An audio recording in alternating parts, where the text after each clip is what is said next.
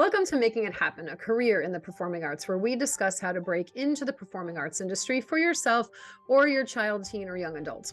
Guests include artists, creatives, casting directors, musical directors, choreographers, agents, and managers, as well as parents of young professional actors, singer, dancers, all who are passionate and share my vision of helping talented individuals land professional representation and have successful careers in the arts. My name is Lisa Solek, and I am the CEO and founder of Making It Happen, a career in the performing arts, having helped hundreds of clients break into the business on stage, in films, television, commercial work, and more. This podcast is supplemental to my groundbreaking online courses, Professional Kids and Teens 101, a primer for parents, and Professional Biz 201 for young adults, college students, and graduates. For more information, check out all the ways that you can benefit from my courses, programs, my free weekly newsletter, and free guides. Go to lbctalent.com or lbctalent.thinkific.com. My guest today is Keerati Jinakunwiphat. Hi, Keerati. How are you? I'm good. How are you? I'm really good. I'm thrilled to have you here. I think that your story is going to be incredible for our listeners who are, parents of young people who possibly have kind of the talent and the passion and the drive and the dream to do what you've done, whether that's to be a professional performer or to go into the choreographic world, which is tricky. There's no real written plan for how to do that. So my hope is that in you sharing your story, your journey is going to help, them to kind of see what they might be able to do as well.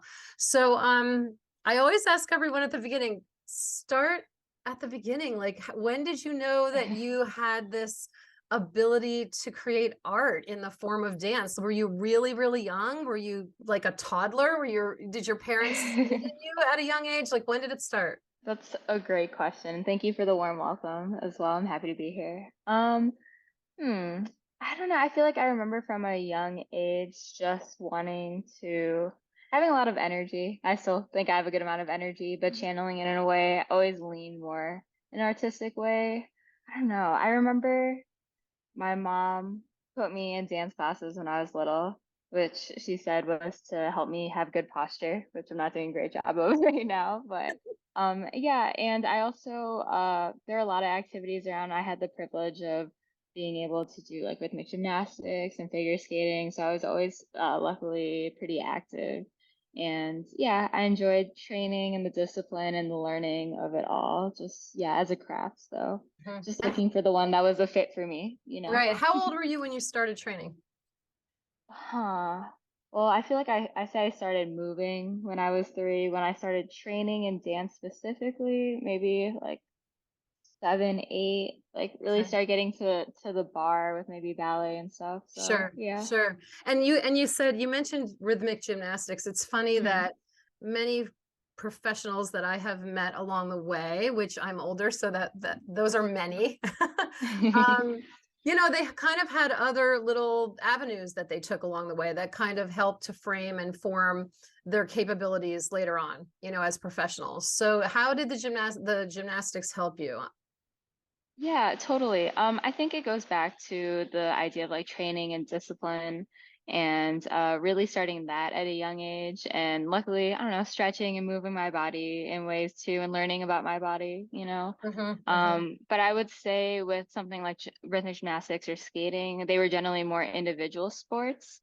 So Hmm. I think that was something that was clear to me when I saw dance that there was like, not that I don't know, there's community everywhere, but it just felt clear that I wanted to be in like a company setting or work with people more interactively. Yeah.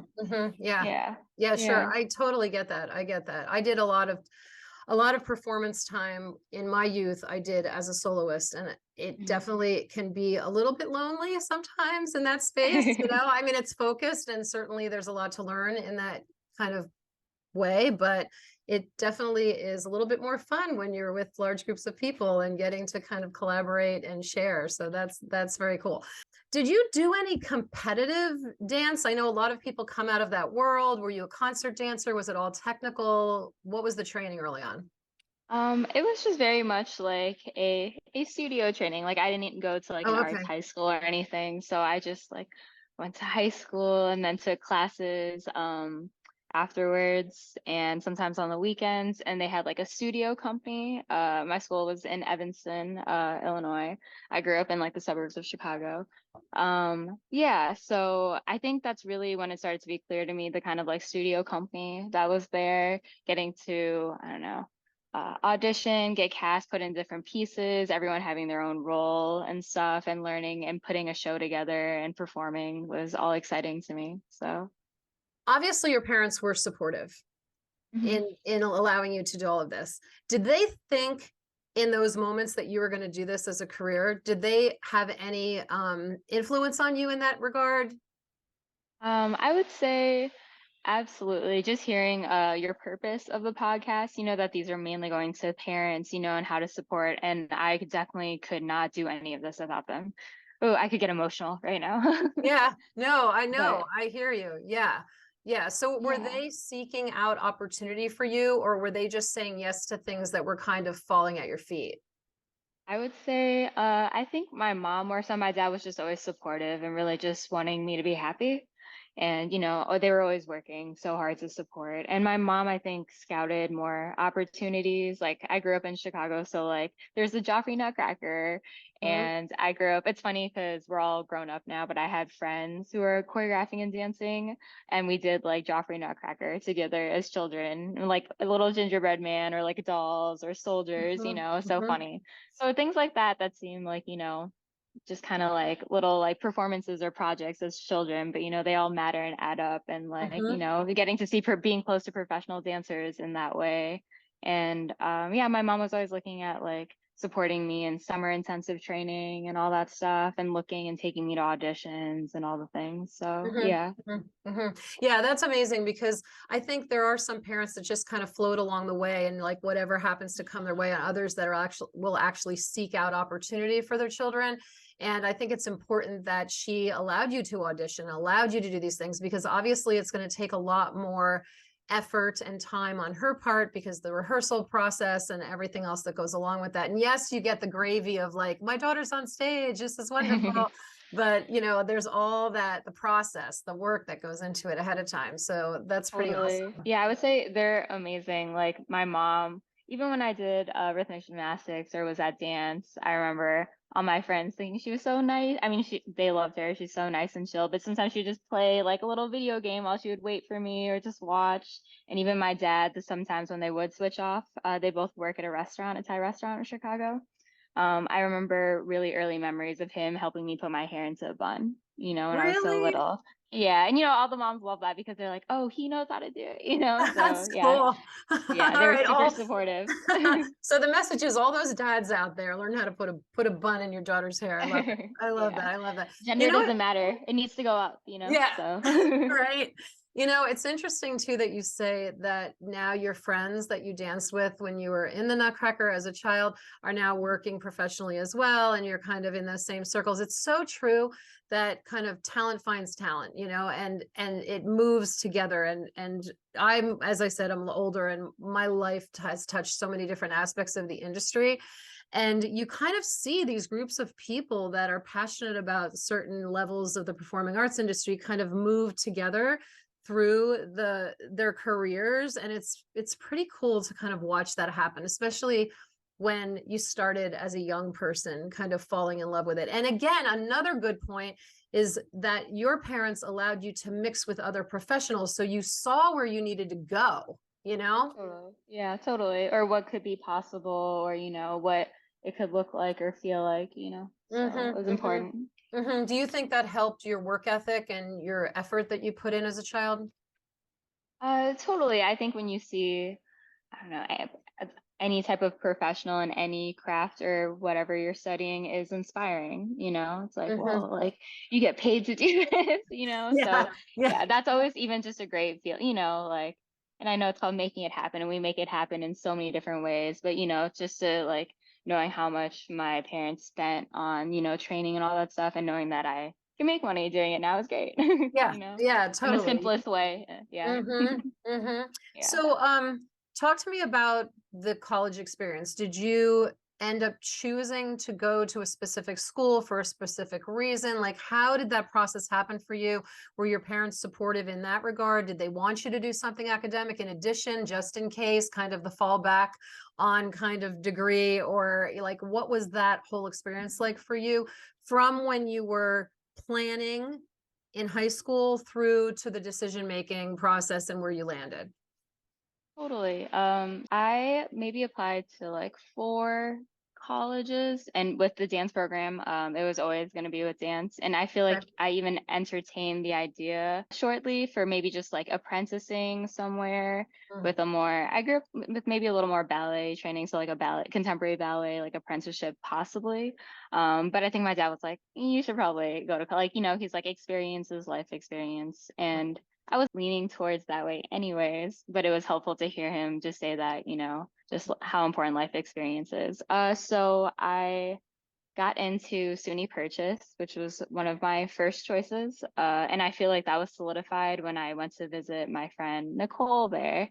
She was just like a year above me, and I stayed with her. And I would say that totally helped me make that decision because I got to see like a senior project weekend, the performances. I got to stay and see like a party after, just kind of get a real experience of it. Because otherwise, I feel like it's a hard sell. Like, like the dancing conservatory is great, but they're like, this campus isn't the best, maybe, but it was my favorite experience for sure. So I'm really happy I went there. Yeah. Mhm. Were you offered apprenticeships and you had to make that decision, or you were thinking about like applying for them? I was thinking of maybe, trying and auditioning, and I also had a teacher who was maybe interested in like having me on as an apprentice. I was kind of apprenticing anyways. It was like a more contemporary ballet company Mhm, around my mhm. studio. So at SUNY Purchase, like talk a little bit about their program and what they had to offer you in regard Hmm. to the program, the choreography piece. Obviously there's the technique piece, but the choreography piece of it, because not all the schools support that. So were you in a specific major? Can you talk about that school in particular and your experience there? Totally. So I did a BFA in dance, and it's more of a conservatory style. I stayed there all 4 years. Had ballet training, modern training, which were mostly Graham and Cunningham techniques for the most part. There was some ballet partnering, modern partnering. I know that there's things might have changed too since I've been there. It's been a little bit. Mhm. But they used to have a ballet concentration, composition concentration for choreography, which I actually didn't do. Um, Really? yeah, so I feel like some people might have assumed that or thought that.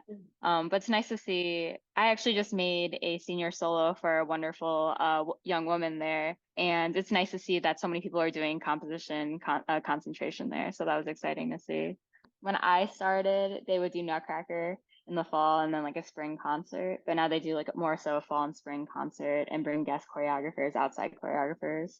And I Mhm. actually went back to as a guest choreographer in 2018, so a couple of years after I graduated. But I think the biggest draw to me at Purchase, and also in hindsight too, is the emphasis on individuality. I feel like everyone is super supported to do their own thing there. Or just, I don't know. I feel like I was really, that sounds cliche, but like finding myself but super supported in the Mhm. individual that I was. Mhm. They weren't trying to make me something else that I wasn't, I love that. So Yeah, yeah, I I felt love that. super seen. Yeah. Mhm. Yeah. Yeah, I think programs need to do that, because for them to just kind of create someone who's a clone of themselves is not working. I mean, this is an Hmm. art form, right? They need to give you the tools necessary, but they should be open to any style that anyone wants to kind of explore, I would assume. Hmm. Did they connect you to the professional industry through their programs, their master classes? Like, was there a networking Hmm. piece that they initiated? I guess in my particular instance, I did get connected to Kyle Abraham there, Mhm, which mhm, is where I work now. mhm, But I would say generally they have a lot of master classes or guest teachers that come in on like Fridays or certain days of the week. So that's opportunity there too. I met Kyle. I think he subbed or did a master class. I think he actually subbed a class that I took my freshman year. mhm, And then he set a piece that he created my senior year, and I was casted in it. So that's kind of my first like experience in doing some of his work. So, and mhm, then mhm. some months after, started apprenticing with him at the end of the year. So super cool. And did he invite you to apprentice, or was it something that you reached out to him to do? Like, what's the protocol in that world? I think it really depends on the time, what the company's looking for. But at the time, the company was looking for an apprentice swing type. So they invited a few dancers just to come into rehearsal and in the space. And Mhm. I just ended up staying. So it Yeah. was really cool. Yeah, Yeah. that's usually how it happens. I'm finding out, just from, of course, years ago, I knew a lot of people that went into the concert dance world as Mhm. well. And yeah, it seems to be that that's kind of how it goes, for a lot of Yeah. people. How many dancers are in the company there? I think we are at full-time 10 dancers, I Hmm. believe. Hmm. And when I first joined, it was 7 full-time. So it's nice to see the growth and Hmm. expansion in the Hmm. company. So yeah, it's really cool to witness. Hmm. Yeah, Can you talk about the company a little bit and give people a little bit of a background about that company and, the of type of course. performances do they do, or what Hmm. kind of performances do they do, and where do the performances occur? What types of theaters do they travel? All of that, just to kind of give Yeah. people an overview. Okay, let's see what I can cover. So, aimed by Kyle Abraham. Kyle Abraham is our artistic director, choreographer. We work with him a lot, directly support his work, but he also supports us as artists as well and brings a lot of recently, I think since 2018, some guest choreographers in. We've had Doug Rome, BB Miller, Andrea Miller, Trisha Brown, myself as well, and so on and so on. So that's been really cool to expand in that way. We are employed 52 weeks of the year with, Okay. yeah, with insurance, That's health benefits. So I feel like that's worth saying for sure. It's Yes, this is what incredible. absolutely. This is Yeah. what people need to know. Yeah, Yeah. absolutely. The fact that that exists and has been available to me, I'm sure my parents are really happy about that. I'm really happy about that. But Hmm. also in short, it's just also human needs too. Yeah. But as a Yeah. dancer and artist, that's always great. Yeah. And we do a lot of touring throughout the year, domestic, but also international as well. We just had our summer tour in Germany for a little bit. So that was really great. That's cool. So you're getting to see the world doing what you Hmm. love and getting paid for it and benefits Absolutely. and everything. I don't think that the average person, the average parent understands that this is an opportunity. They also, I think, look at it as a lot of them have a really hard time determining readiness. You know what I Hmm. mean? Like, is their child good enough? Is their teen good Hmm. enough? Is this something that's really feasible? So that's something that certainly I would think they would have to look for people who are professionals in the industry to assess that. That's what I usually, Right. suggest that they do. I don't know. Do you agree there that that would be important, or should on the other side of it too, you could have someone going, no, they're not good enough, but the following year they blossom and become amazing and could certainly be working professionally. So you kind of don't know. Yeah, readiness is an interesting thing. It actually made me think of a quote that my dad says, or that just has stuck with me. And it was like, he's like, if you wait until you're ready, you'll never be ready too. So it's like trusting yourself enough, which is something that I'm constantly working on. And just staying ready, doing my best and putting my best foot forward to just be ready for whatever comes my way. You have to live outside of your comfort zone a little bit, and be your confident best self in those moments as best as you can to open the doors that you want to open, for Right. Fake it till sure. you make it. That's exactly, yeah, Yeah. exactly. I tell so many of my clients that, just make it work, make it work. Let's talk about this first. I just watched Big Rings. So impressed. I have to share, I have to come see your work. I'm going to come to a show because the athleticism. Oh my goodness, which is the thing too. I mean, I get it. Like, I've interviewed Jake Vincent from Paul Taylor, and I've seen them perform many times. I've gone to a lot of concert dance in my days. I know that there's a lot of athleticism, but there's this cool edginess to your choreo that is just so interesting. So I want to talk about that a little bit. So this is your work, Big Rings, Mhm. and just talk to me about your process a little bit. First of all, being also a dancer at A.I.M, I think A.I.M is just like a superstar team, superstar company. Everyone's so incredible, talented, loving, caring, and it's like I don't know, it's like if you when you watch sports documentaries, it has that triumph, that struggle, like all those things. I would say this piece is on the shorter end, so you mostly see like, the build up to the triumph kind of thing. Hmm. But yeah, those different types of emotions that a team goes through is just what I wanted to display. In a sense, nice sense of camaraderie, which I feel like exists here. So it's true and honest to us, and also celebrating us at the same time. And also, sports, especially in America, well, not America, all over. That was a great part. There's such hype and support around it, and even financially too, and this premiered at the Joyce Theater in 2019, and I kind of just wanted to bring the house down, feel like the audience could react or like cheer them on. So yeah. I love that. So they have it's a sport kind of look in the wardrobe costuming you chose. Yeah, so the costume design is by Karen Young, who's amazing. She does a lot of stuff for Kyle as well. It starts with like the sweatsuits, and I love the first shot that you saw was their names in the back, and I love the Yes. personal detail for that. Oh, that's like Johnson or like Guy, like, oh, like I I know, because in the dance world, you know them. And it's just like, yeah, you should see them as their individual, and they should be celebrated. At least yeah, that's how I feel. Yeah, yeah. so the sweatsuits were kind of fun because just like kind of warm ups, and it kind of when the piece starts, it's like an extension of the pre-show playlist that Kyle usually has going on. So that's something too when you're watching a game or something. It's nice to see athletes, dancers, artists in their zone. Just being Yes. themselves at a more Yes. personal level, or seeing how Yes, they warm up. absolutely.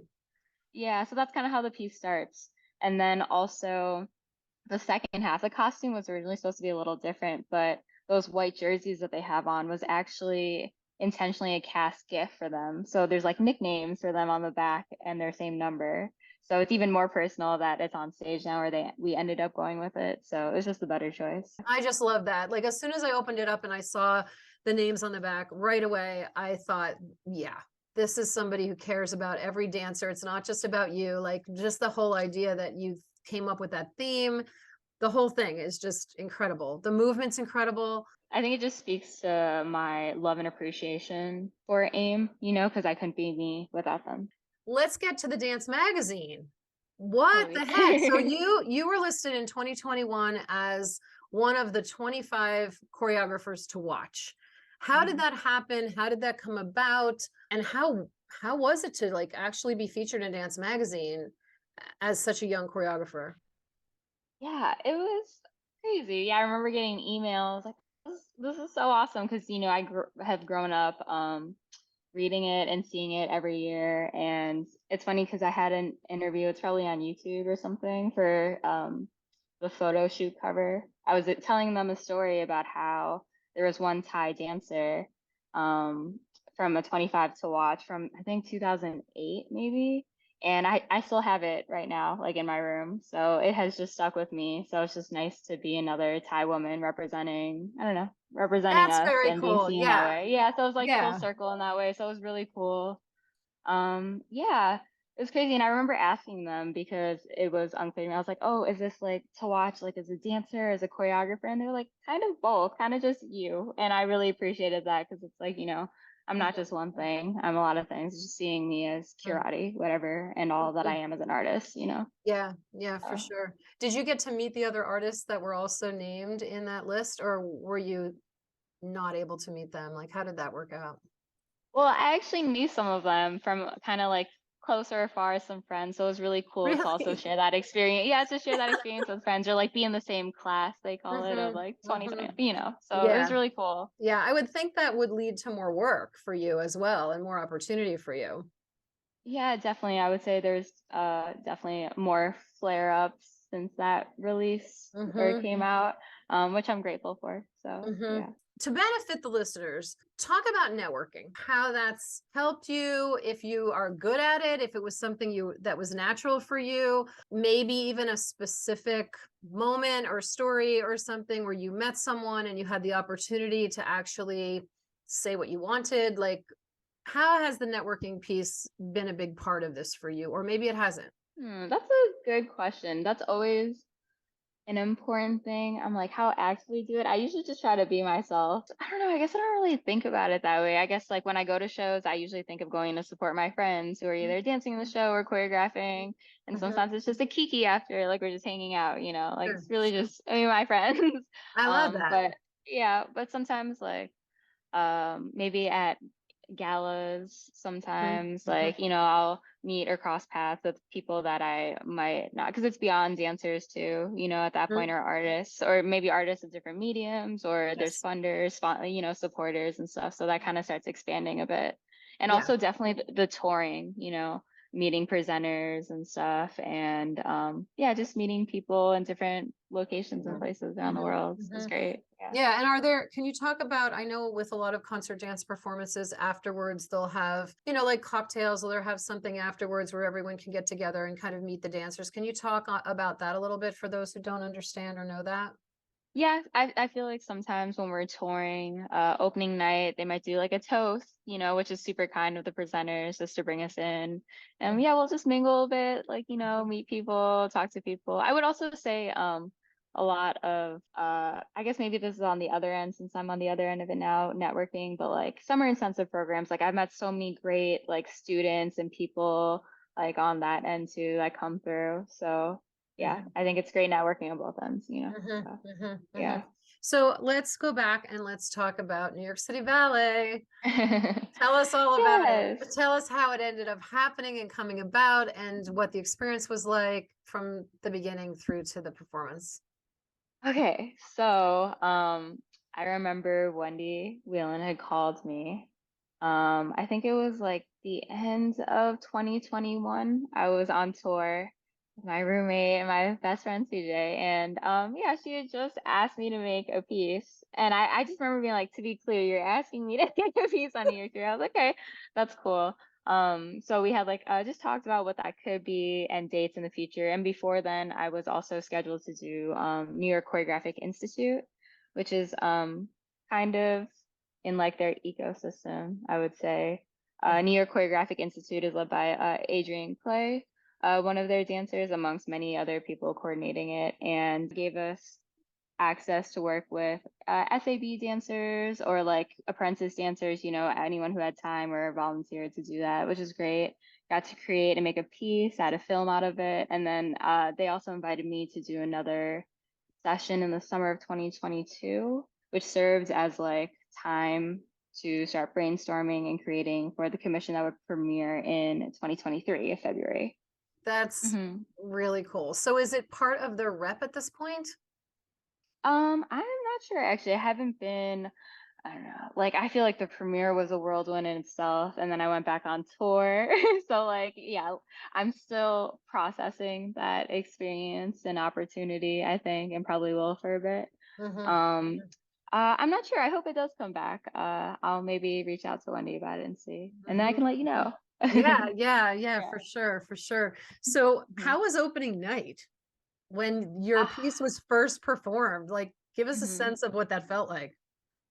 Uh, Whoa, I could run it back to there's like a kind of like a pre-show cocktail kind of thing that we were talking about before the Mhm. premiere. Mhm. And that was super special to me for so many reasons. My parents and my family, my grandma were there. So many of my friends and colleagues, artists, like rolled through to support, which was amazing. And we were in the patrons lounge, and it was super cool because yeah, it was just filled with so many people of color too, in a space that Mhm. usually isn't. So I was Mhm. really, I don't know, grateful to be a part of that in a way or help facilitate. Mhm. And yeah, it was just great to feel so supported. I remember they asked me to make a little speech and a toast, and I definitely cried. I was just Oh, overwhelmed. yeah. Yeah. But Yeah, then I pulled it together. So yeah, I was just so grateful and thankful. to So be a choreographer so young and doing this and getting all this opportunity and acclaim, it can be emotionally overwhelming. And in that moment, I could mhm, imagine it must have been really something else. Like you want to take it all in. You want to pay attention to the moment, but it mhm. can be a lot, especially, I mean, this has happened fast. We're Yeah. talking 2019 till now. And of course, the pandemic was in there. What was your experience there? Not that I want to spend a lot of time on it, but what happened? No, Like, were you totally. still working? Like, so many people, everything kind of came to a screeching halt. People were still trying to work their art in some way. How was that for you? That's a great question. Before I answer that, I also want to say that I'm grateful for opportunities to speak like this, even though I'm, to be honest, naturally hesitant or like, oh my gosh, an interview. But it's so great because it allows me to like reflect and decompress on things. Because you're right, a lot of things have happened. So I'm just grateful for that. Mhm. The pandemic, I was and still am dancing with Kyle. We were doing so many Zoom meetings. And it was fun because we were working on his piece in Untitled Love. So is as part of research, we were also watching a lot of movies, context, things to just have conversations about that could maybe be applied through the work. Mhm. Classes on Zoom, whether it was teaching or taking. Yeah, it feels like a while ago now. But Mhm. um yeah, I feel like as an artist that time uh, was beneficial to me in a way. I was happy and grateful and privileged to have been safe, and people around me were generally safe around that time. But that kind of quiet time was really important to me, as an Interesting. artist, because yeah, we all want to move authentically or, be yourself. Those are like the cliche things we hear a lot, but that takes a lot of, just like we study our craft, we have to study ourselves too, and know what we want to put out there. And especially like and where I am right now, things feel so exposed, or I feel so exposed and vulnerable sometimes. Mhm. So it's also, I don't know, just reflecting on all of that. I love Yeah. that. Yeah, because I think you have to be introspective because you don't want to be too commercial, right? You don't want to be copying others. You don't want to be, it's kind of a tough thing. I think you do have to take the time to look inward and figure out who you want to be, what you want to put Mhm. out there. And many of my clients and many of my acquaintances and people that I've interviewed all kind of feel the same way, especially if Mhm. they're on the artistic side. And there is a vulnerability when you are the choreographer. I mean, it's not just you out there dancing as a group member of someone else's piece, and the demand placed on the performer is, A, B, and C based on the technique they have to present and the Mhm. performance quality they have to present. But when you're the choreographer, the demand placed on you is just beyond, and I think if you Mhm. love what you do and you're passionate about what you do, you kind of live in that space and it's just who you are. But how do you feel about that? Is there a pressure for you, or is it something that is just so Oof. natural? I think yes to everything, but yeah, there is like, especially for New York City Ballet, right? Um, Being the first Asian American woman to choreograph for the company still seems like crazy to say, but yeah, there's definitely pressure that comes with it. And maybe it was pressure mostly put on by myself, which I just try to remove sometimes. But yeah, Mhm, it felt like a lot at the time. mhm, But mhm, basically wanting to and thinking of like what I'm creating now to just making something that I want to see or that I'm proud of or something. Yeah, that's the thing too. Being a choreographer is so exposing and vulnerable because all my ideas are out there. All the things that I'm trying to process, maybe emotionally, intelligently, mhm, are like thrown up mhm. onto the studio. So Yeah, that's how it feels yeah, sometimes. Yeah. yeah. Or like It's I'm so I'm true. seeing different parts of myself, which is cool, but it's also like now everybody's seeing me Yeah. too. I mean, yeah, maybe it's not as clear to them, but it's still Hmm. so yeah, Yeah. it's such an experience. Yeah, Yeah. it's like you do, like just what you said, you have to wear your heart on your sleeve and everything who you are and what you represent and how you feel Mhm. about things in that moment. It's insane. Do you collaborate with others? Do you ever do collaborations with other choreographers, or do you like to work by yourself? Yeah. That would be cool, but I feel like I'm mostly outside of maybe like musical like collaborations, dance and choreography wise, I mostly work alone. I haven't even really had assistants yet, so it's just been me by myself, but I kind of like it that way right I now. It's like okay. that. All right. Yeah, You I don't mind go. it. Okay. Yeah. Well, you know what? You can definitely be true to yourself, and there's no outside influence if you choose to do that, which is probably smart at your age. You know what I mean? And in the process and where you are right now, that's probably a good idea. Yeah, that's kind of what I tried to do with New York City Ballet too. And it's like usually a lot of times, I'll ask for feedback and whatnot. Mhm. And that one, I was kind of, not that I'm ever scared to ask for help. It was just the thing of like, oh, I want to just see what I like, I don't know, come up with on my own type Mhm. thing, Mhm. Yeah. and just, I don't know, see what happens and know that even if it sucks, it's on me, that's Yeah. just what it's just, Yeah. yeah, And to be true to yeah, yourself. Yeah, for sure. yeah, yeah. That's amazing. Do you have an aspiration to have your own touring company at some point? Is that something that might be in your Mm. future, or are you just kind of sitting in the choreographer space right now? I think right now, that's a great question. I've actually had my friends ask me about like Broadway or like plays, music, all these things, Mhm. and I'm so Yeah. open to it. I always manifested that I would be happy, successful, prosperous, whatever that means in a way, but not something so specific as that where I'm like, wow, a lot of things could happen. Mhm. I would don't ever want to limit myself. As for my own company, I've kind of been like, not so much, because I kind of like right now at least having the duality of me dancing and performing right Mhm. now and Mhm. also being a freelance choreographer.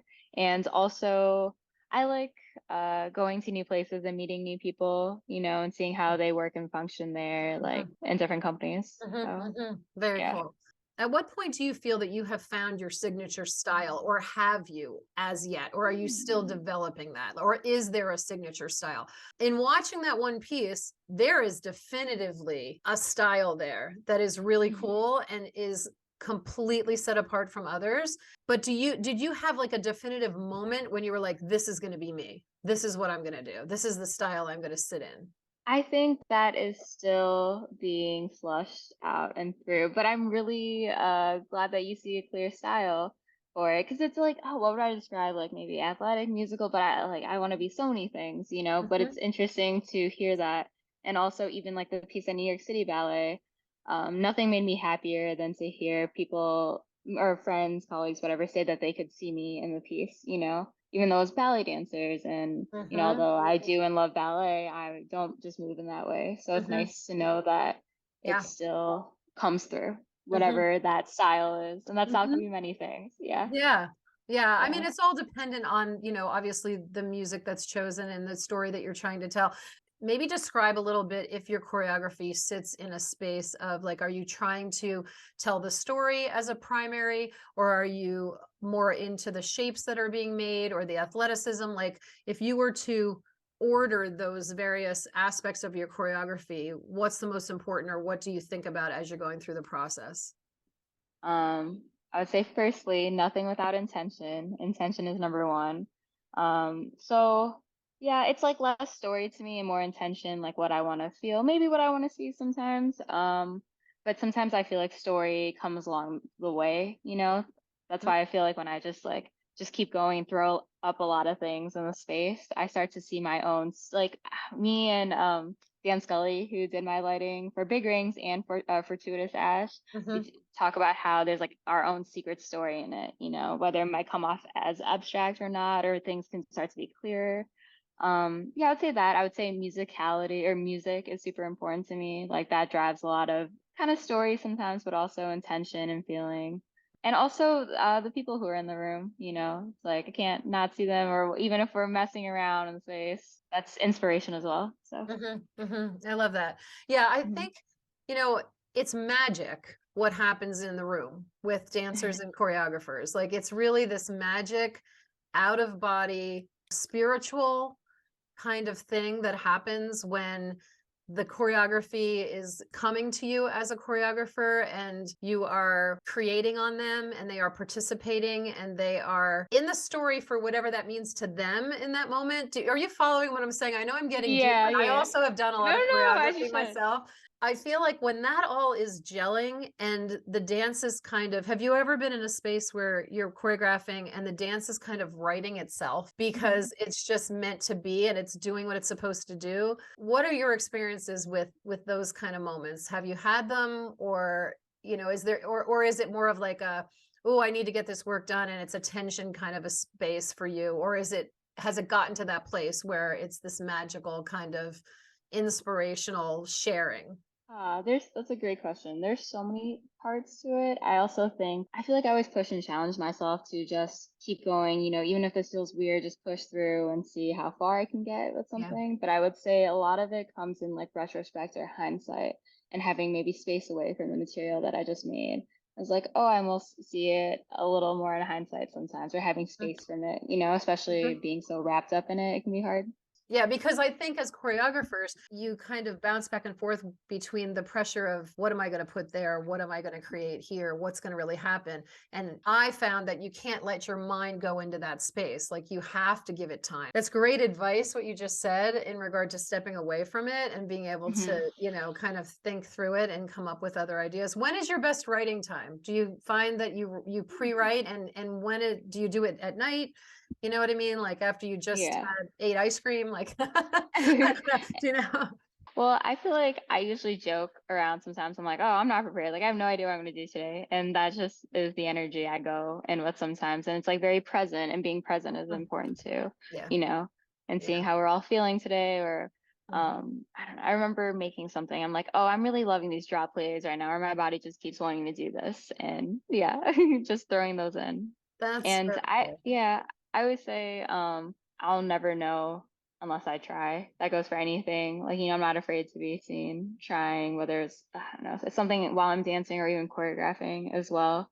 It's Mhm. like, I only know it's trash if I just see it, Uh-huh, and then I uh-huh. could decide after, and maybe it's not so bad. Where or who gave you Mhm. the confidence to be like that in the room? Was there a teacher, a prior choreographer, your parents?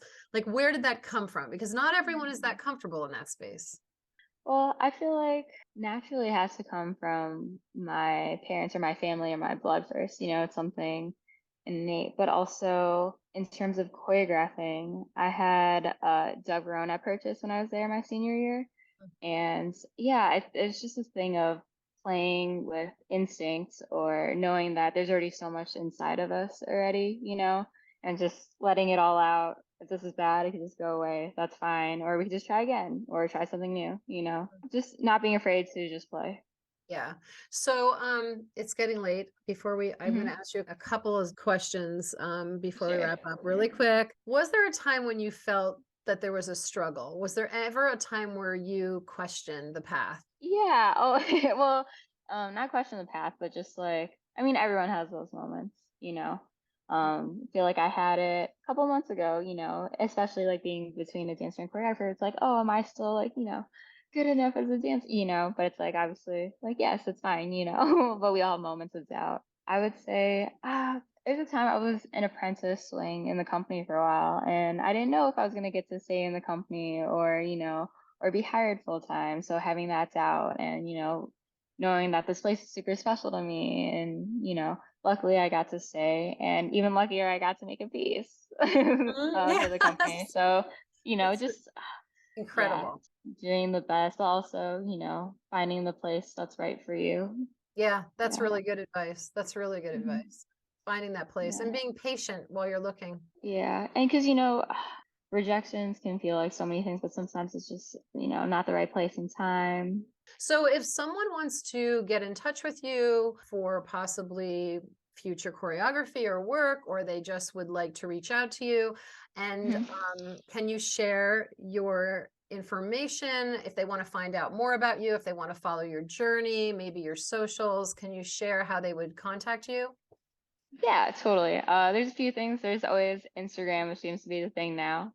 My email is on there along with my website, so you can happily reach out to me. I love meeting new people, so Okay, okay, all right, yeah. awesome. And if they want to see your pieces or see you dance, Hmm. when and how could they find out that information? Dance-wise, you can go on the AIM website, and we usually have a touring performance schedule for that. For my pieces, I would say my website would have all the updates on.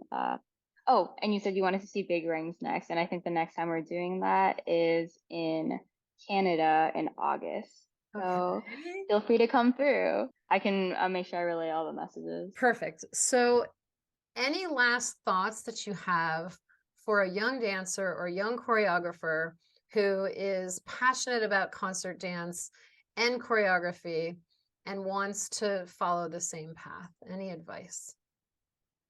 Just one. Hmm. I would say generally be kind to people you cross paths with. I feel like that goes without saying, but also be kind to yourself. Sometimes we're so tunnel vision, like go, go, go, trying to get what we want, but giving ourselves and people around us grace as well. So it's a long journey. Yeah, yeah. And Yeah. you are well on your way.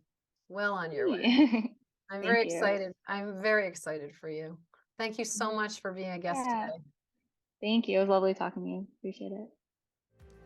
If you'd like to follow Keerati to keep up with all that she is doing, follow her on Instagram at The Karate Kid and join me every Sunday at 8 p.m. Eastern. Need more information? Visit lbctalent.com or lbctalent.thinkific.com and follow me on socials at LisaSolak_LBC Talent. By sharing our stories, we can help other talented individuals land the career of their dreams.